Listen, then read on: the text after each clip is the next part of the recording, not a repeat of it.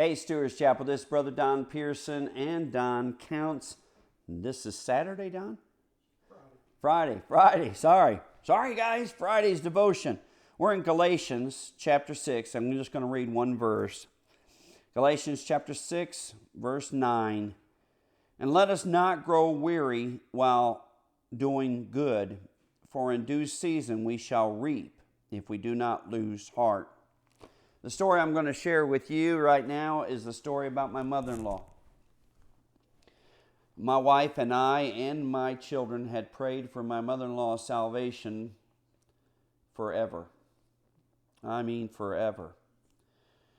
And then God chose Bailey's, and I think it was 93, it could have been in 94, but in the early 90s, God chose San Ignacio Baptist Church for the day of her salvation.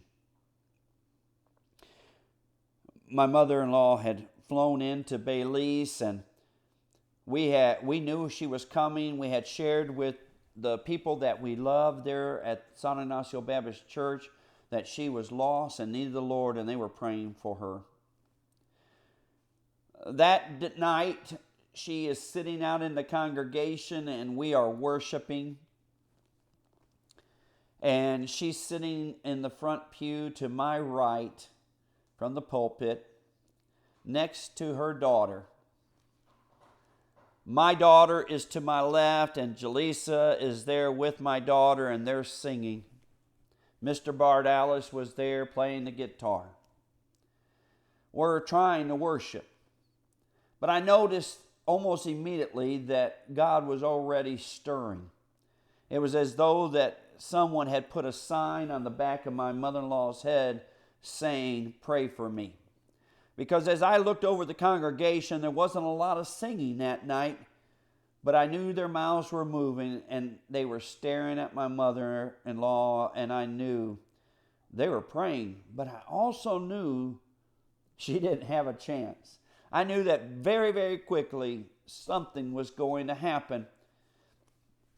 And about that time, she leans over to her daughter, to my wife, and she whispers in her ears, "I don't know what these people have, but I would like to have it." And she's just crying.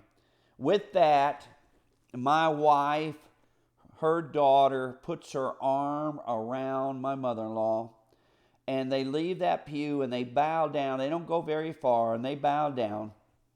And right there, a daughter gives birth to a mother.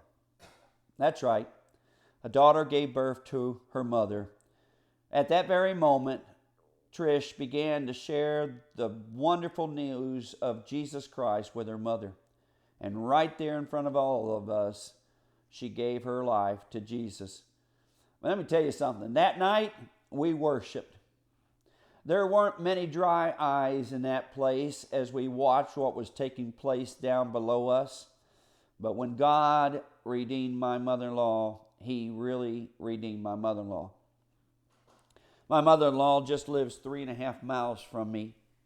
She has proven her love for Jesus by her walk. You can see it in the way she talks. You can see it in the way she lives. That's the way it's supposed to be. When you make a decision to follow Jesus, you're supposed to follow Jesus. Would you not agree? The powerful thing about this scripture in Galatians 6:9, it encourages us not to give up. Let us not grow weary while doing good, for in due season we shall reap if we do not lose heart. I believe that my mother-in-law was saved after years of praying, because first her daughter did not give up on her, but so did we didn't give up on her. And that night, that week, when we asked San Ignacio Baptist Church to pray for Phyllis to be saved, they did. You've got someone like that? You've got someone that it seems like it's been forever that you've been praying for God to move and stir in their life, for them to turn their life over to Him, I would encourage you not to grow weary. I encourage you to write Galatians 6:9 down. Memorize it, for a time of reaping will come. Love you, Stewart's Chapel.